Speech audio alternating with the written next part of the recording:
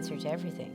And it may seem very trite, but actually the simplest answer is often just the answer.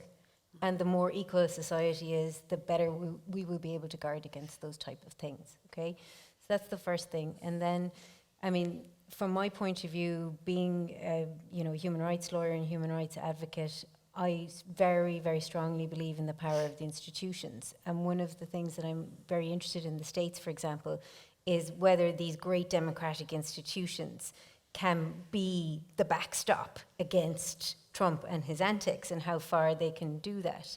And when we're in what I would see right now as a time of conceptual emergency, where the world is shifting, concepts that we thought would always be around, like the EU, that we wouldn't have a madman, in the White House, that, when all that is shifting around us, what we need to do is protect and strengthen the institutions that are based on human rights, that have come out of the Second World War, because they came there for a reason.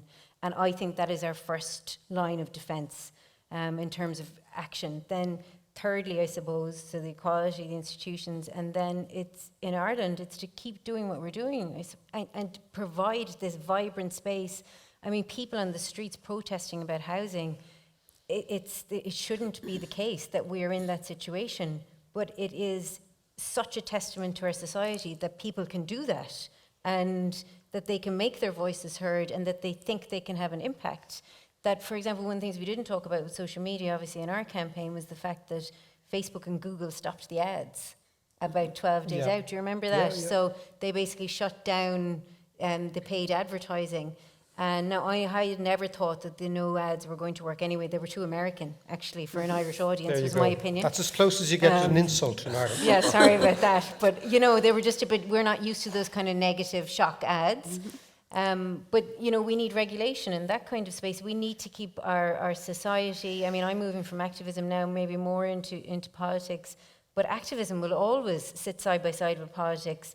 And sometimes people, they don't want to, when I go home, I don't want to talk about politics and issues. I want to talk about GA, I want to talk about different things. And the other thing, that we need to do is, if you think of the Good Friday Agreement, what was so important around that? The arts, women's groups, space for culture and thoughts and responses to all these conceptual emergencies. So important that we keep all aspects of society really open and engaged. And that includes funding. It includes spaces like this wonderful theatre. So yeah, that's how I think we can do it.